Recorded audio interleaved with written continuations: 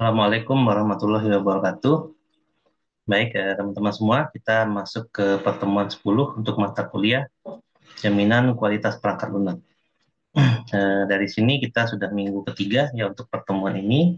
Tinggal 4 minggu lagi, nanti kita akan melaksanakan ujian akhir semester. Nah, pada pertemuan kali ini kita akan membahas mengenai salah satu dari quality infrastructure komponen.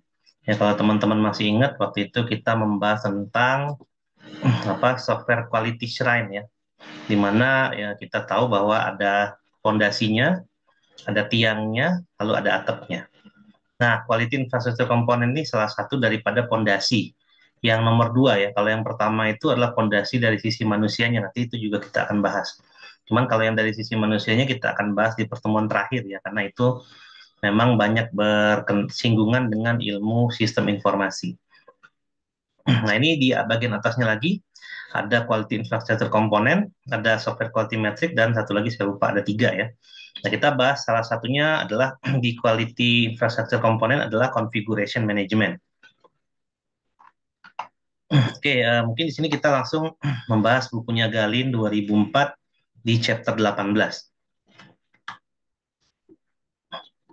Oke, ini adalah chapter 18 dari bukunya Galin untuk configuration management. Kalau kita ingat kembali ya, waktu kita belajar rekayasa perangkat lunak kemarin, bahwa software configuration management itu adalah salah satu daripada umbrella activity ya, di mana dalam definisi software engineering, umbrella activity itu adalah aktivitas pelindung atau aktivitas-aktivitas yang melindungi serangkaian dari proses development aplikasi, gitu ya. Nah, kenapa harus dilindungi? Karena memang pembangunan perangkat lunak itu memiliki resiko, gitu ya, memiliki tujuan, yang memiliki eh, banyak sekali hubungan dengan manusia, gitu ya, banyak sekali bersinggungan dengan orang-orang, maka itu harus dijamin eh, pelaksanaannya dan harus dijamin juga setiap komponen-komponen yang ada di dalam situ, gitu ya. Sehingga yang akan menjadi tujuan kita adalah membangun suatu perangkat lunak yang dapat digunakan ya bagi organisasi. Nah, itu yang terpenting, gitu ya. Nah, dalam buku Galin ini ada beberapa subchapter gitu ya, ada beberapa outline yang akan membahas mengenai ini sekalian kita sambil baca bukunya gitu ya. Jadi ada beberapa outline di sini. Jadi ada apa itu software configuration management, itemnya apa saja, terus yang di manage apa aja. Lalu ada task and organization-nya, ada task yang harus dilakukan atau tugas ya, tugas yang harus dilakukan di software configuration management. Lalu ada otoritas juga di software configuration management karena biasanya kan perangkat lunak itu kalau proyeknya panjang itu kan nggak langsung jadi gitu ya, sehingga diperlukan waktu yang lama. Terus selama fase development kadang-kadang di tengah jalan ada perubahan dari proses atau dari bentuk bisnis, sehingga memang itu menyebabkan adanya perubahan dari fitur-fitur yang ada pada perangkat lunak tersebut gitu ya. Makanya itu ada yang namanya software configuration management ya. Kemudian ada software change control. Jadi seperti apa sih perubahan-perubahan yang harus dilakukan dan bagaimana controllingnya, ada approvalnya, dan ada QA ya terkait dengan software change. Lalu ada versi ya software configuration version. Jadi setiap ada permintaan dari perubahan karena memang bisnis berubah. Kalau misalnya kita paksakan perangkat lunak rilis dengan kondisi yang dulu gitu ya, yang sebelum bisnis berubah itu, maka kemungkinan besar memang perangkat lunak itu jadi nggak bisa dipakai gitu ya, karena memang kita harus sadari bahwa kebutuhan perangkat lunak itu adalah menjawab kebutuhan bisnis gitu ya. Jadi mulai dari kebutuhan bisnis turun ke kebutuhan user, turun lagi ke kebutuhan fungsional, yaitu fungsi-fungsi yang bisa dieksekusi oleh perangkat lunak. Lalu kemudian kebutuhan fungsional berhasil dengan baik dieksekusi, maka masalah user dengan baik terselesaikan dan masalah bisnis pun akan terjawab gitu ya. Di urut-urutannya seperti itu. Ya, mungkin kita harus ingat lagi dalam mata mata kuliah yang lain ya untuk masalah requirement gitu ya. Terus ada provision of SCM Information Service, ada software configuration management audit karena memang software itu jangan lupa harus diaudit ya untuk menjamin kualitasnya, dan ada beberapa tools berbasis komputer yang bisa dipakai untuk memanage software configuration ya, dan ada summary dan seterusnya. Oke, pembukaan dulu nih ya. Dalam buku ini ditulis bahwa ada pertanyaan nih ya, versi mana sih dari satu modul perangkat lunak yang harus saya lanjutkan pembuatannya, yang pertama gitu ya. Lalu siapa yang nanti akan memberitakan saya salinan yang akurat tentang versi perangkat lunak. Misalnya di sini dikatakan versi 4.1 ya, eh, pada tahun kemarin. Terus versi mana sih, versi dokumen mana sih gitu ya, yang cocok dengan perangkat lunak yang sekarang gitu ya. Dan nanti akan dibuat perangkat lunak yang baru terhadap kebutuhan user. Terus versi mana perangkat lunak yang diinstal di PT ABC gitu ya, di perusahaan ABC. Lalu apa yang harus diubah gitu ya, dan diperkenalkan pada versi yang sudah diinstal pada ABC Industri, pada situs ABC Industri misalnya ada apa saja perubahan yang harus diinstal ya, karena memang perubahan itu membuat modul baru dan kemudian diinstal. Lalu apa yang berubah ya, perubahan apa yang telah diperkenalkan pada perangkat lunak yang versi baru. Jadi dari versi lama dan versi baru itu yang berubah apanya, terus di mana saya bisa mendapatkan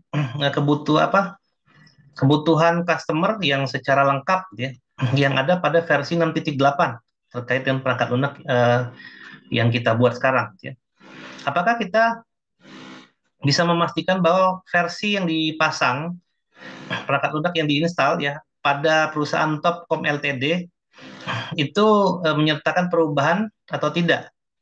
Ya, lalu dokumentasi mencatat tidak perubahan itu, gitu ya. Mungkin ada perubahan yang sudah disetujui atau malah ada yang mungkin belum disetujui. Nah, itu ya.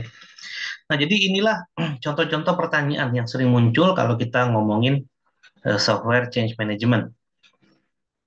Ini pertanyaan yang muncul akibat, bukan akibat ya, karena memang pembangunan software yang memang harus mengikuti permintaan bisnis. Dan pertanyaan-pertanyaan seperti ini biasanya akan sering kita temui ya di sini, bahkan ditemui pada perangkat lunak berukuran medium gitu ya, medium size software system yang eh, melayani hanya satu organisasi tertentu gitu ya. Dan memang dalam kenyataannya software development life cycle sendiri sudah makin berkembang ya. Saat ini memang banyak yang mengadaptasikan development agile. Nah, tujuannya apa? Untuk mengatasi perubahan-perubahan ini gitu ya. Jadi pembuatan perangkat lunak tetap termanage dari sisi perubahannya, terus dari sisi cost juga itu tetap masuk gitu ya. Dan dari sisi pembuatan perangkat lunak pun itu juga tetap harus masuk gitu ya. Nah, di sini kita bisa lihat bahwa suatu perangkat lunak mengatasi perubahan perangkat lunak yang cepat ya.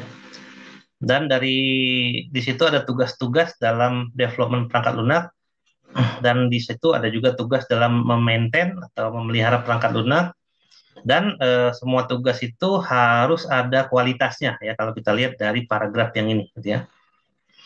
Jadi sebelum diinstal perangkat lunak itu harus sudah diperiksa kualitasnya. Kalau ada perubahan berarti perubahan itu juga harus diperiksa kualitasnya. Dan tidak lupa dijelaskan bahwa perubahan kualitas itu pun di sini diterangkan bahwa dokumentasinya juga harus bisa terlihat gitu ya, perubahan tersebut. Jadi jangan sampai perangkat lunaknya saja yang berubah ya, tapi perangkat lunaknya dokumentasinya dia tidak berubah gitu ya. Sehingga memang perubahan dari perangkat lunak itu meliputi dari perubahan dokumentasinya juga gitu ya. Di sini ya, perubahan dokumentasinya juga dan perubahan dari perangkat lunaknya juga gitu ya. Terus di sini juga disebutkan bahwa perangkat lunak itu memang harus selalu di-maintain tiap tahun, Ya, atau bisa jadi ketika terjadi turnover staff gitu ya, yang terkait dengan perangkat lunak ini, semua masih bisa teratasi dengan baik ya. Jadi tidak ada staff yang ketika turnover atau mengundurkan diri dari perusahaan, lalu tiba-tiba perangkat lunak yang di maintain itu jadi tidak bisa dipakai. Ya, kurang lebih seperti itu, gitu ya.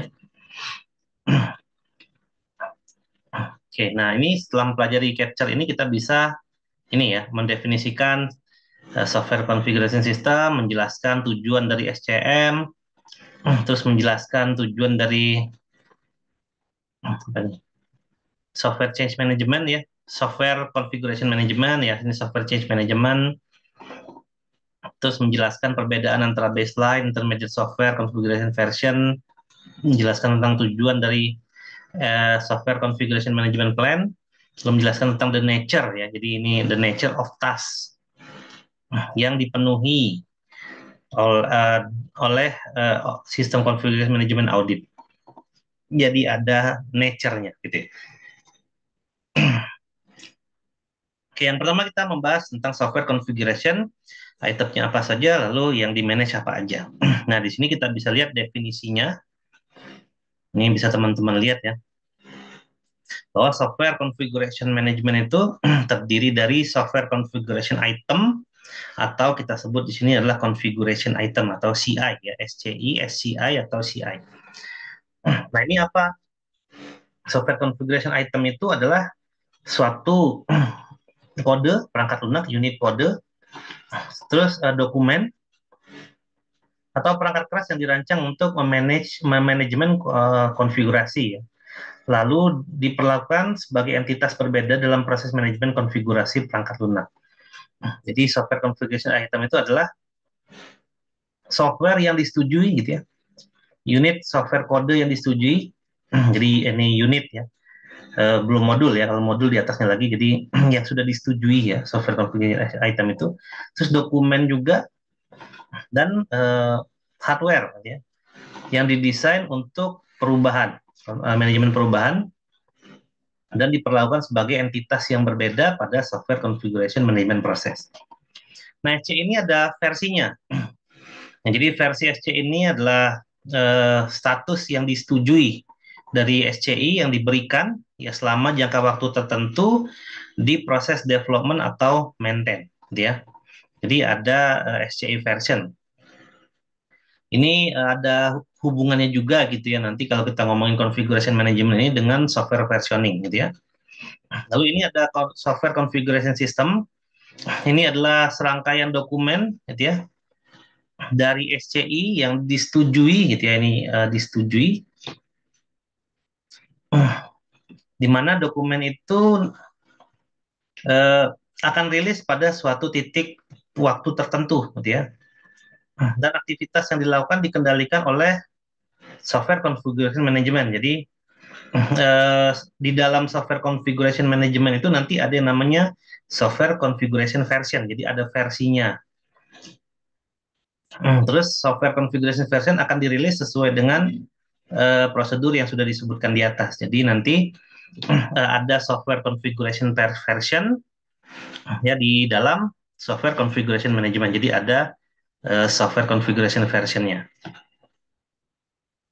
Nah, di dalam penjelasannya dikatakan bahwa suatu software kode atau dokumen atau hardware tadi ya didefinisikan sebagai SCI itu akan diperlukan untuk pengembangan berikutnya ya, for further development for software atau pada saat dia di maintain.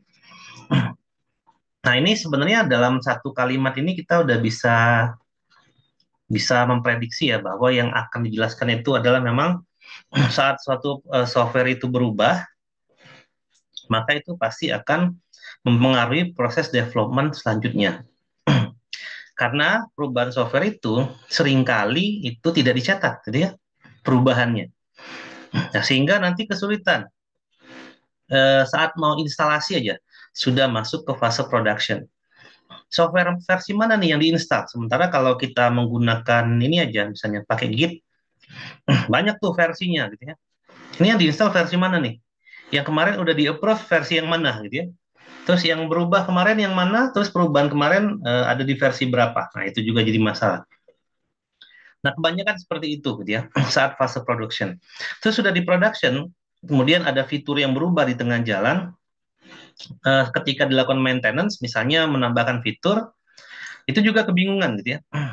Misalnya penambahan fitur itu memang tidak terjadi langsung di tahun itu, tapi misalnya terjadinya di 2 tahun kemudian. Itu langsung kebingungan nih. Ini adalah versi yang mana? Dokumen yang nggak ada. Terus yang perubahan nggak ada, terus perubahan-perubahan itu tidak tercatat. Ada juga dokumen yang tercatat itu adalah dokumen yang versi sebelumnya. Nah, tentunya berbeda, gitu ya. Nah, itu akan membuat suatu kesulitan bagi developer di fase maintenance apabila hal ini tidak terjadi. Jadi memang ini adalah yang harus dilakukan di dalam software configuration management, dan ini banyak dilakukan di software configuration item ya. Itu menjadi bagian yang dikelompokkan ya di sini ya dalam software configuration item. Nah, di sini ada, kalau di dokumentasi ada kriteria sebagai kode dan non kode gitu ya, yang kemudian akan dikelompokkan di SCI ini. Nah, secara umum menurut bukunya Galin, SCI ini dibagi menjadi 4 kelas ya. Yaitu yang pertama adalah desain dokumen. Jadi dokumen yang dimana isinya menyertakan semua desain dari perangkat lunak, karena memang kalau kita mau melakukan suatu perubahan dari perangkat lunak, itu lebih baik kita lihat dari desainnya dulu. Jadi jangan langsung bongkar kode, gitu ya, itu yang paling penting.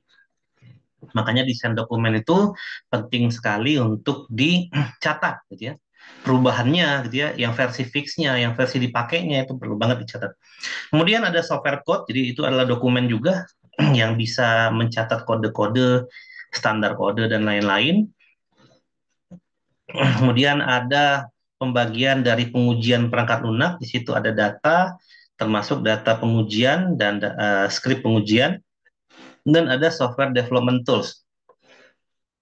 Saat membangun perangkat lunak, bisa jadi environment kita menggunakan Sublime misalnya, atau VS Code, atau misalnya pakai Laravel, terus atau misalnya pakai apalah gitu ya, itu development toolnya. Kemudian untuk software versioningnya kita pakai Git, untuk manajemen projectnya kita pakai Jira misalnya, dan seterusnya. Nah, itu semua dicatat, termasuk versi daripada perangkat lunak yang dipakai ya. Jadi ini termasuk computer aided software engineering yang dicatat di software development tools, itu yang diklasifikasikan di situ gitu ya. Yang dimana tools itu kita pakai untuk mendevelop suatu perangkat lunak. Nah, kalau di frame 18.2 ini adalah beberapa tipe SCI yang umum digunakan ya. Tadi ada desain dokumen, ada apa saja? Oh, ini banyak banget ya desain dokumennya. Ada software development plan, ada sistem requirement dokumen gitu ya. Ada software requirement dokumen, atau ini biasanya kita pakai SRS ya. Ada critical design dokumen, ada database description, ada STP, software test plan yang kemarin kita pelajari gitu ya. Ada XTR, user manual gitu ya. Ada maintenance manual, ini untuk instalasi, terus software maintenance request ya. Ini biasanya ada problem report di dalamnya. Kemudian ada software change request. Kalau ada perubahan-perubahan perangkat lunak, ada dokumennya juga gitu ya. Dan seterusnya. Jadi ini semua dokumen yang dipakai. Kemudian dikelompokkan yang kedua adalah software code, apa aja isinya, source code, object code, dan ada prototype. Kalau misalnya ada prototype software sebelumnya menggunakan legacy. Dan untuk di data file ada test case sama test script tadi, ada parameter dan lain-lain lah ya. Dan ada software development tools, tadi compilernya apa, misalnya bisa debuggernya apa, application generator atau case tools tadi yang saya mention ya. Kalau application generator ini misalnya kita bikin database, kemudian kita ingin bikin form, kita bisa bikin langsung dari database menggunakan suatu perangkat lunak misalnya. Jadi application generator, atau kita bisa menggunakan AI gitu ya dalam membangun beberapa script yang umum-umum, misalnya CRUD, simple CRUD untuk masuk datanya ke database menggunakan pattern MVC. Nah, itu kita bisa gunakan tools-tools yang berbasis AI. Memang tools itu berbayar ya, tapi memang kalau kita gunakan dalam satu project itu akan secara rapidly mempercepat development aplikasi kita, gitu ya. Nah, di sini biasanya kalau di buku ini pakai contoh ya. Paper Mountain Travel Software. Nah, itu ya contohnya dia. Jadi dalam Paper Mountain Travel Software ini ada beberapa versi dalam contohnya dan itu di-handling pada setiap SCI, ya Software Configuration Item, dan tiap-tiap configuration juga ada di situ, gitu ya. Nah, kalau ini definisi ini ya, definisi formal daripada Software Configuration Management. Jadi Software Configuration Management itu adalah komponen dari SQA, Software Quality Assurance, yang bertanggung jawab untuk menerapkan suatu teknis ya, technical tools, computerized atau non-computerized, terkomputerisasi atau tidak terkomputerisasi, dan prosedur administratif yang memungkinkan menyelesaikan suatu tugas atau task di sini ya, yang diperlukan untuk memelihara SCI dan software configuration version. Jadi software configuration item itu sangat penting kita pelihara karena itulah yang nanti akan ada dalam software configuration version dan akan tercatat di software configuration management lah, kurang lebih itu. Ya, kalau software configuration itemnya itu, nah, bisa desain dokumennya, software code-nya, ya data dan seterusnya, atau software development tools ya. Setidaknya dibagi menjadi beberapa kelompok ini. Nah, inilah yang harus dipelihara, gitu ya. Jadi software configuration item, jadi artinya item-item inilah yang harus kita pelihara, yang harus kita jaga, kita harus benar-benar catat versinya, karena ini adalah bagian dari software configuration management nanti ya, di mana itu yang akan kita jaga ya versinya juga, dan itu yang akan kita implementasikan di fase production dan akan kita pakai itu di fase maintenance apabila perangkat lunak ada perubahan. Ya memang perangkat lunak itu bisa jadi perubahan itu ada di mana-mana ya. Bisa di perubahan itu terjadi di fase development atau perubahan bisa terjadi di fase maintenance. Nah, di sini ada beberapa task yang biasa dikerjakan ya, dibagi menjadi 4. Kalau di sini dibagi menjadi 4 ya. Yang pertama adalah control software change, kemudian release of SCI and software configuration version. Jadi dirilis SCI-nya ya dan software configuration version-nya. Jadi kita pakai SCI yang mana? Maksudnya itu kita pakai kode yang mana gitu ya. Kita pakai test case yang mana, kita pakai dokumen yang mana gitu ya dalam mengimplementasikan perangkat lunak yang kita gunakan gitu ya. Nah, ini tercatat nih ya, misalnya SRD-nya, CCD-nya, STP-nya, ini dokumen-dokumen tadi ya. Terus untuk pengkodeannya, kode modul 1 versi 3 misalnya. Versi 3 nih pada aplikasi PMT ini, aplikasi yang ini tadi ya, apa? Nah, ini Paper Mountain Travel ya, PMT. Nah, pada tahun 2022, enggak 2002 ya, ini buku Galinnya tahun 2004 ya. Tanggal 6 Januari, versi PMT yang diinstal itu ini rilis ya, rilis and release date. Jadi ini yang diinstal, ini udah masuk fase production. Dokumen SRD ini SCI item nih. Ya, SCI tadi ya, software configuration itemnya adalah SRD itu berarti tadi SRD apa? SRD software SR. Nah, software requirement dokumen ya, SRD. Jadi requirement atau SRS-nya. SRS versi 1, ya CDD versi 3, STP versi 3, ya ini dicatat semua nih. Code modul versi 3, test case pakai yang mana? Versi 3, compiler versi 5, soft user manual versi 6 misalnya ya. Ini adalah semua, ini SCI ya, software configuration item.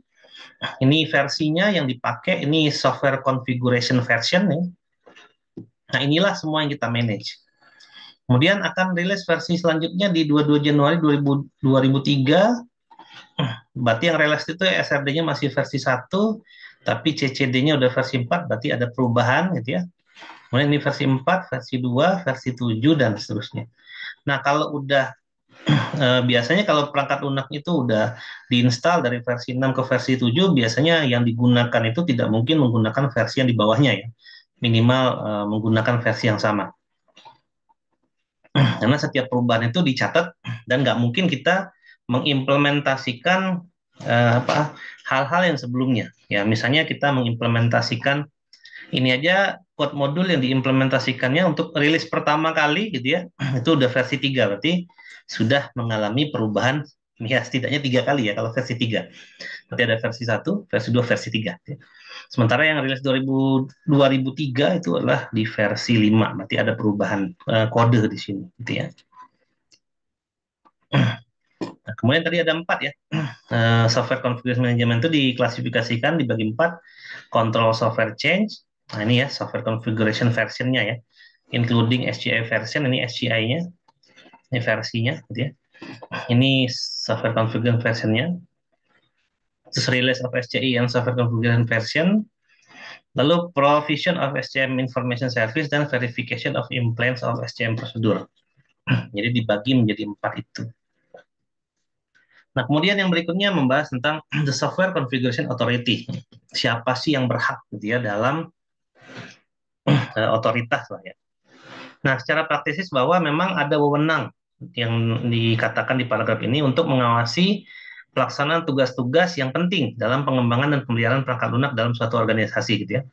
Di sini ada prosedur SCM menentukan siapa yang bertanggung jawab atas masalah SCM ini. Tanggung jawab ini biasanya diberikan kepada profesional senior. Ya, siapapun itu bisa project manager, senior manager, senior programmer dan lain-lain, atau suatu komite khusus yang menangani permasalahan SCM. Ya, di banyak organisasi pengendalian perubahan perangkat lunak adalah hal yang penting, ya memang penting gitu ya. Jadi memang penting banget gitu ya, mau tidak mau. Nah, ini adalah bentuk daripada summary of configuration management system task. Nah, ini adalah software change control tasknya. Grant approval to carry out change.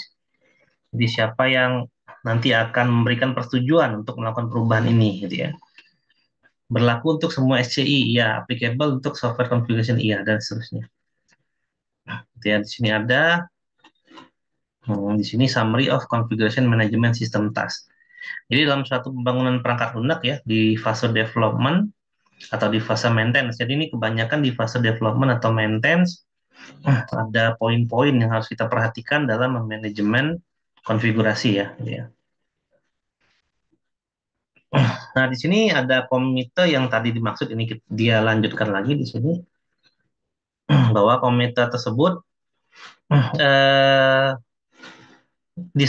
komite itu disebut commonly called ya, disebut umumnya disebut Software Change Control Authority atau SCAA atau Dewan Kendali Perubahan Perangkat Lunak ya.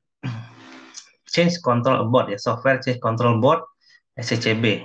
Nah, pada bagian ini mereka lah yang bertanggung jawab untuk perubahan-perubahan itu gitu ya. Nah, siapapun yang ada di situ, maka dia yang bertanggung jawab pada perubahan-perubahan itu. Kalau misalnya kita mengadaptasikan Agile, lalu kita menggunakan Scrum, berarti biasanya yang bertanggung jawab untuk software configuration management ini adalah product owner, gitu ya. Karena dia yang paham produk. Atau dalam suatu organisasi yang bertanggung jawab terhadap produk IT adalah CTO, ya, Chief of Technology Officer. Nah, itu biasanya yang bertanggung jawab. Itu biasanya ya, bisa jadi diserahkan pada masing-masing senior atau pimpinan project. Kalau misalnya perangkat lunaknya terdiri dari banyak project gitu ya. Nah, pada bagian berikutnya ini adalah ada subbab software change control. Ya, pada software change control management ini diperkenalkan suatu perubahan utama gitu ya, dengan melakukan hal berikut. Pertama, memeriksa perubahan request dan menyetujui semua implementasi terkait dengan request gitu ya. Kemudian menjamin kualitas untuk setiap versi perangkat lunak untuk versi software configuration yang baru sebelum itu akan dioperasikan ya. Jadi ada persetujuan dulu gitu ya sebelum nanti perubahan itu akan masuk ke fase operasional gitu ya, atau di sini production gitu ya. Jadi tidak sembarangan perangkat lunak itu misalnya habis di coding terus tiba-tiba langsung rilis, enggak gitu ya. Jadi melalui beberapa proses dulu, termasuk di dalamnya ada pengujian gitu ya, perangkat lunak itu, kemudian ada approval. Karena bisa jadi gini, dalam suatu perusahaan misalnya ya, misalnya perusahaan itu biasanya memiliki budaya kerja seperti biasa. tiba-tiba eh, minggu depan atau tiba-tiba hari ini gitu ya, ada pemerintah melalui menteri berbicara mengenai kebijakan baru dalam menyelenggarakan pendidikan misalnya gitu. Dan biasanya kan berlaku mulai kapan kebijakan itu? Nah, itu biasanya sudah cepat-cepat tuh developer gitu ya untuk menyesuaikan perangkat lunak yang dipakai di kampus ya, di universitas misalnya atau di sekolah yang bisa mengikuti kebijakan menteri itu. Nah, apakah langsung rilis? Enggak gitu ya. Itu akan rilis kalau misalnya Pak Menteri tadi udah bilang bahwa diberlakukan mulai hari ini. Nah, baru itu rilis. Dan itu pun kadang-kadang tidak hari ini banget rilisnya, tapi harus ada kajian-kajian tertentu karena biasanya memang peraturan baru itu akan konflik ya, akan banyak konfliknya. Ya, misalnya sumber daya belum siap, gitu ya, terus aset belum siap, terus manajemen organisasi belum siap dan lain-lain. Itu pasti banyak constraint-nya, sehingga memang rilis produknya itu harus diawasi dan disetujui dengan baik. Ya. Jadi jangan tiba-tiba rilis begitu saja, saklek mengikuti peraturan yang ada, walaupun ya biasanya peraturan menteri itu kan eh, apa tafsirnya ya itu bisa berbeda-beda ya. Jadi memang biasanya kampus itu nanti akan sosialisasi dulu gitu ya. Nanti organisasi pelatihan kalau di informatika kita kayak Aptikom itu akan ada penyuluhan terkait sosialisasi aturan baru dan seterusnya. Nah, itu pasti akan ada perubahan-perubahan lagi kan gitu ya dari perangkat lunak yang akan mengikuti. Nah, itu nanti akan selalu diselaraskan antara aturan dan perangkat lunaknya. Kalau itu udah fix baru nanti akan dicatat dalam versioning manajemen, configuration management, dan itu akan masuk ke fase production untuk dirilis. Ya kurang lebih seperti itulah ya inti daripada bab ini. Nah, di sini disebutkan ada beberapa faktor yang berpengaruh ya. Apakah akan menerapkan suatu perubahan atau apakah akan mengimplementkan perubahan yang dipropos tadi atau tidak. Nah, apa sih yang berpengaruh? Yang pertama itu kontribusi yang diharapkan dari perubahan yang diusulkan. Jadi kalau misalnya ada perubahan dari perangkat lunaknya, kontribusi perubahan itu apa? Lalu yang nomor dua itu urgensi dari perubahan.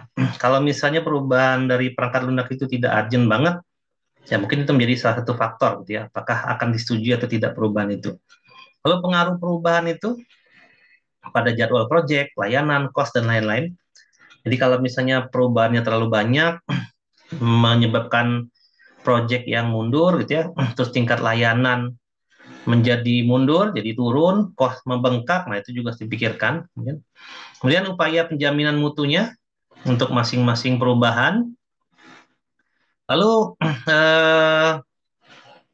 upaya penjaminan mutu, terus yang ini upah require software quality assurance effort ya. Terus effort required making of change operational, jadi upaya yang diperlukan untuk agar perubahan itu sampai ke fase operasional.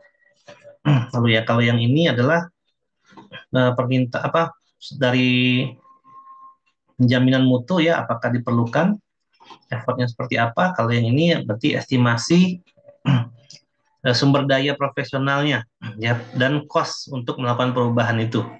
Nah, jadi inilah beberapa faktor yang menentukan suatu keputusan apakah eh, perubahan usulan perubahan ya proposed change itu nanti akan disetujui atau tidak. Oke, jadi itu tadi sudah saya contohkan ya untuk masalah ini. Nah, dalam perubahan software change management itu dicatat di dalam dokumen yang namanya software change request. Jadi ini salah satu SCR ini adalah salah satu dokumen yang nanti akan mencatat permintaan-permintaan dari perubahan perangkat lunak yang nanti akan berubah. Baik di fase development yang nanti akan masuk ke fase production ataupun di fase maintain ya begitu ada fitur yang akan dikembangkan, diperbaharui atau yang berubah. Nah, ini ada formatnya gitu ya. Yang pertama adalah prinsipalnya siapa, inisiatornya siapa, yang meminta perubahan siapa gitu ya. Terus date-nya kapan SCR itu disajikan, terus karakter perubahannya apa, tujuan berubah apa gitu ya. Terus kontribusi yang diharapkan pada proyek atau perangkat lunaknya apa, kemudian urgensinya apa gitu ya. Urgensi performanya apa. Nah, ini case detailnya. ada deskripsi usulan perubahannya, terus ada list dari SCI yang berubah, SCI tadi yang di atas tadi gitu ya. Lalu ada berefek nggak pada SCI yang lain ini? Karena bisa jadi ya, kalau requirement-nya berubah, bisa jadi menyebabkan desain berubah. Terus bisa jadi menyebabkan kode berubah. Lalu bisa menyebabkan pengujiannya juga berubah, test plan-nya berubah, tes implementation-nya berubah, dan seterusnya gitu ya. Terus ada efek atau enggak ya? Efek yang diharapkan pada suatu UI, pada perangkat lunak yang lain atau hardware yang lain gitu ya. Terus ada delay nggak pada development? Ya pada schedule atau pada expected ya, pada apa, expected ini perkiraan gangguan yang terjadi pada customer. Jadi bisa jadi ada perangkat lunak yang ingin diubah, namun perangkat lunak itu sedang dipakai customer. Nah kalau itu berubah kan berarti akan ada apa, downtime ya terhadap fitur itu. Nah itu terjadi gangguan nggak di sisi customer-nya. Kemudian yang ini adalah timetable and resource estimate. Jadi ini perkiraan jadwal dan sumber daya pelaksanaannya, ada jadwal pelaksanaan, ada perkiraan sumber daya profesional yang dibutuhkan, terus ada sumber daya lain, misalnya ada programmer gitu ya, ada tester, ada user yang nanti akan diminta gitu ya, untuk menguji perangkat lunak ini dan lain-lain lah gitu ya. Terus ada yang terakhir itu perkiraan total biaya dari perubahan yang diminta. Karena memang perubahan itu harus dicatat waktunya, harus dicatat berapa kira-kira cost-nya, karena ini semua nanti akan berefek pada penggunaan perangkat lunak itu yang lebih fatal, terus dari waktu project, cost, dan seterusnya, gitu ya. Nah, lalu di sini ada quality assurance-nya untuk software change atau untuk manajemen perubahan. Nah, untuk quality assurance effort-nya dibagi menjadi dua. Yang pertama adalah quality assurance terkait dengan perubahan SCI, lalu yang kedua adalah quality assurance atau jaminan kualitas untuk setiap software perangkat lunak versi baru gitu ya, yang di dalamnya itu termasuk ada perubahan dari komponen item SCI-nya gitu ya. Nah, di sini ada quality assurance of the change SCI.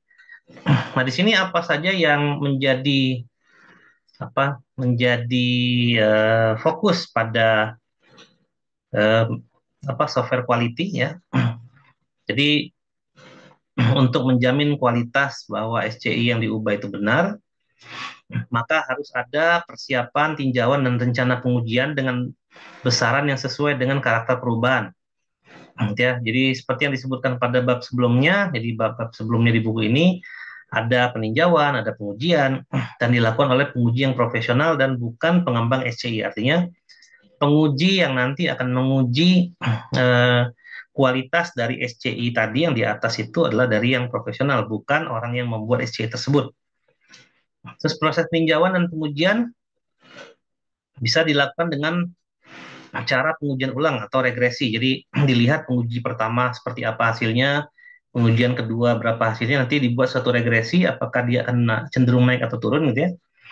Dan SCI yang berubah itu sesuai dengan harapan-harapan para orang-orang yang nanti akan menyetujui perubahan tersebut. Nah, itu adalah eh,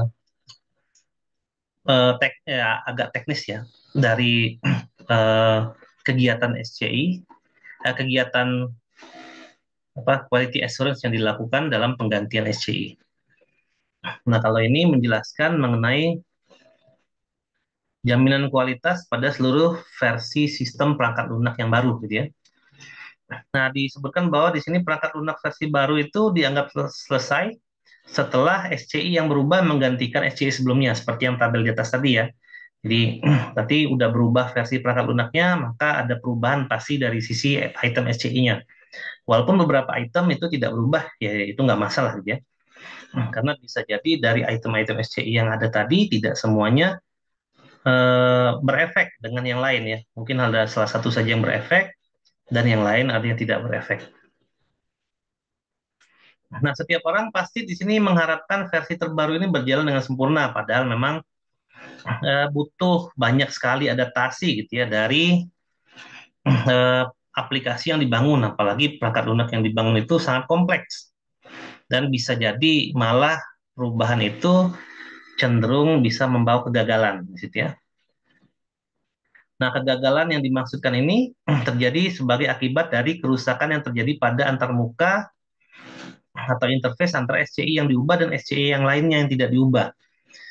Jadi mungkin ada item dari perubahan yang luput, ya, yang berubah tapi luput untuk diubah sehingga bisa menyebabkan perubahan itu menjadi fatal, gitu ya.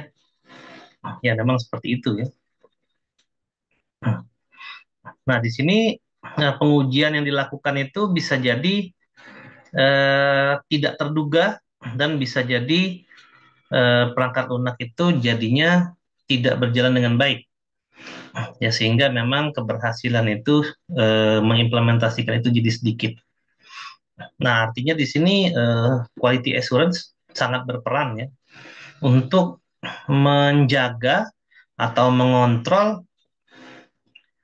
item-item dalam SCI ini yang berubah, karena memang perubahan itu nanti akan diimplementasikan dan akan dipakai.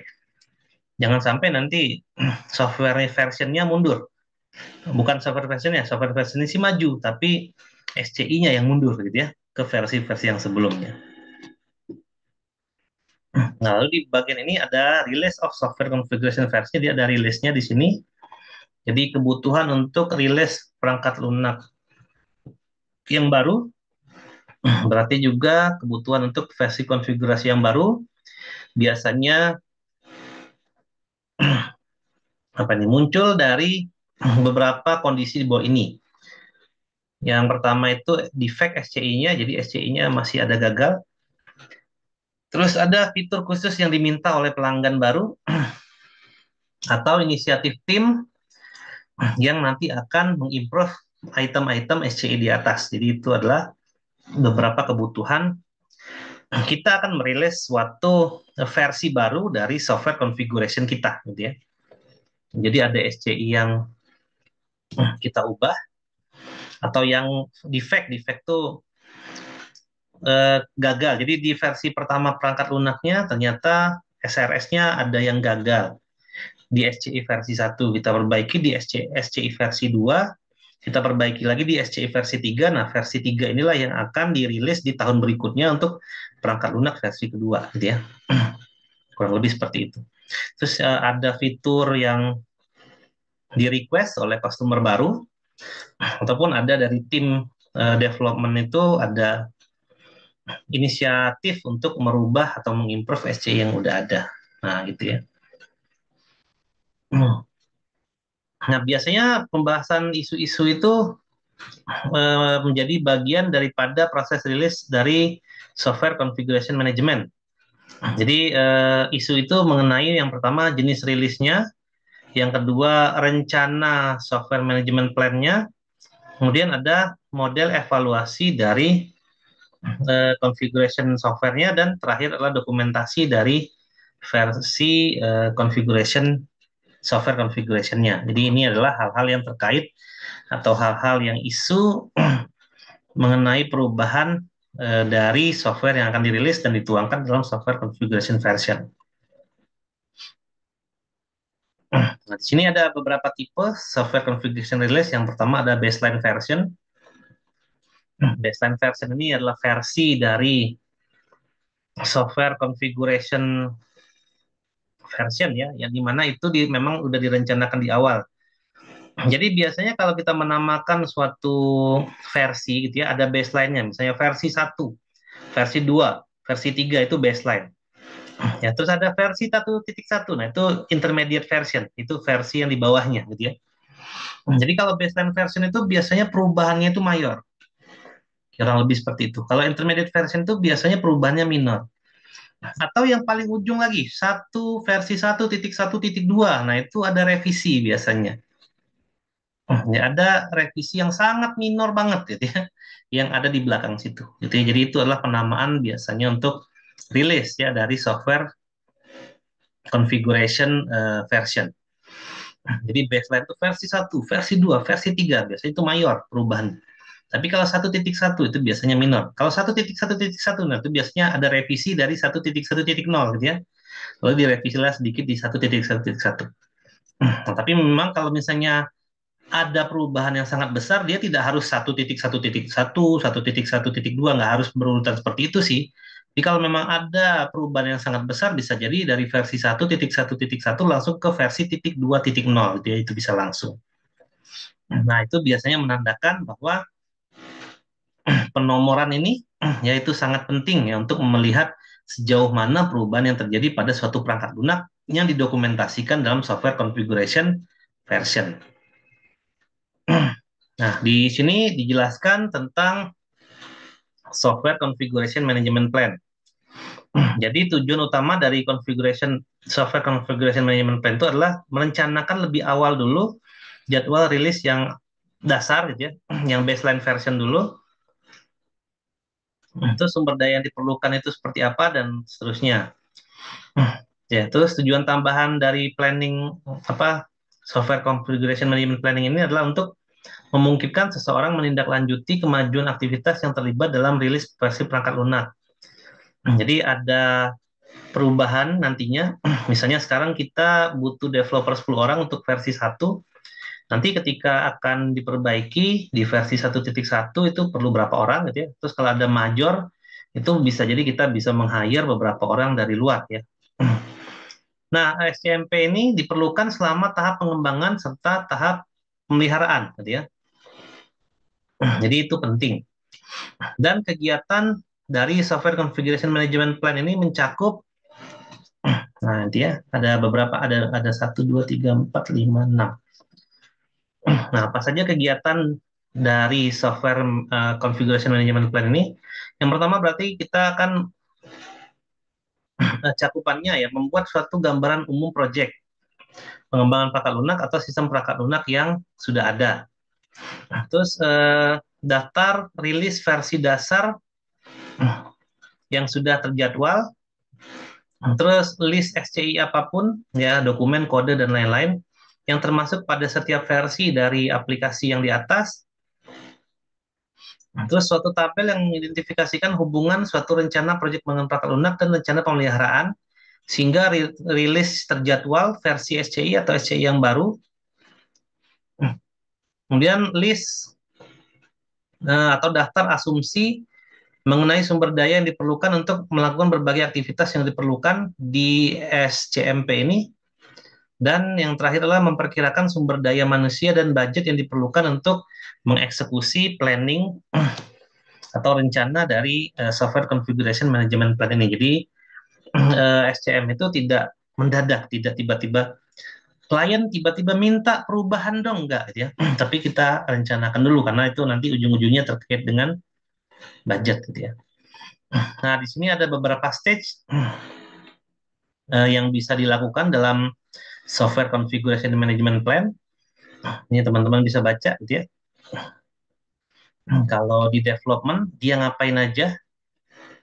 Nah, ini bisa teman-teman baca ya, jelasin ini ngapain aja. Ya, pada project plan dari rencana project biasanya diterapkan tanggal rilis versi baseline-nya yang biasanya bertepatan pada beberapa atau 3 di sini ya peristiwa. Yang pertama itu desain, coding, dan pengujian ya. Desain, coding, dan pengujian biasanya. Lalu secara umum di sini release plan atau rencana ini mewakili segmen keseluruhan dari pengembangan perangkat lunak. Kalau yang versi maintain ini berarti saat maintain ya. Misalnya ada perubahan fitur atau perbaikan-perbaikan perangkat lunak, terus kita akan menggunakan SCI yang mana yang bisa kita gunakan, dan begitu ada perubahan maka softwarenya harus diupdate serta SCI pun harus diupdate ke versi yang berikutnya. Dan SCI yang akan dipakai itu adalah SCI yang disetujui ya, only SCI for which change have been complete and approved.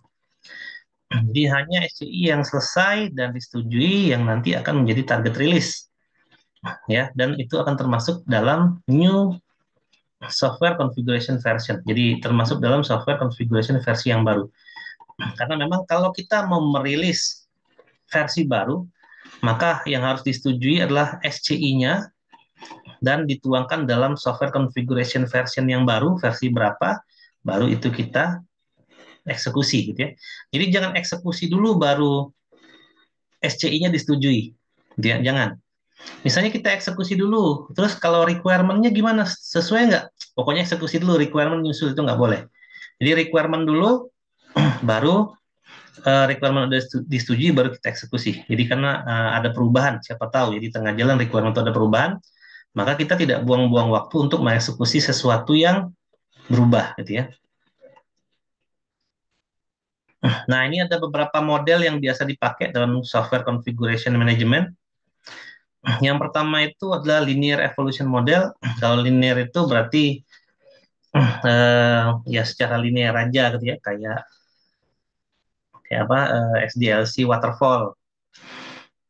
Jadi melayani semuanya pada waktu tertentu, kemudian versi yang lama menggantikan versi yang baru gitu ya. Nah, gitu aja tuh linear gitu ya.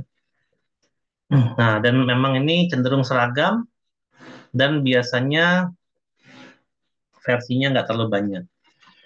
Lalu ada tree evolution model, ini yang kalau kita menggunakan Git ya, itu biasanya pakai tree. Ada master, ada branch, dan lain-lain gitu ya. Nah, tercatatnya di sini menggunakan tree. Jadi model ini bisa paralel, bisa di-develop dengan berbagai permintaan, berbagai variasi, dan kemudian tetap aja ujung-ujungnya mana yang nanti akan diimprove gitu ya. Terus ada di sini beberapa ilustrasinya gitu ya. Nah,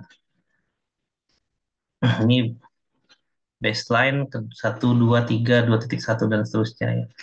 Ini contoh daripada linear evolution model. Jadi dia naik terus versinya gitu ya. Desain dokumen 2 masuk naik versinya, software modul 1 versinya naik terus gitu ya. Versi model 2 versinya naik terus, naik terus gitu ya. Dan ada yang bentuk tree gitu ya. Evolution tree, evolution model. Nah, bisa jadi seperti ini gitu ya. Bentuknya. Jadi dia tidak selalu naik, dia bisa jadi turun atau bahkan tadinya nggak ada menjadi ada gitu ya di sini. Oke, nah terus ada dokumentasi yang bisa dipakai untuk menjaga versi dari SCI-nya. Ini template-nya ada identifikasi, ada perubahannya dan lain-lain. Ini bisa teman-teman lihat atau teman-teman bisa baca bukunya juga gitu ya. Terus ada juga dokumen yang namanya version description dokumen. Ini dokumen yang dirilis juga bersamaan dengan item-item yang digunakan pada SCI tadi. Nah, ini juga ada formatnya.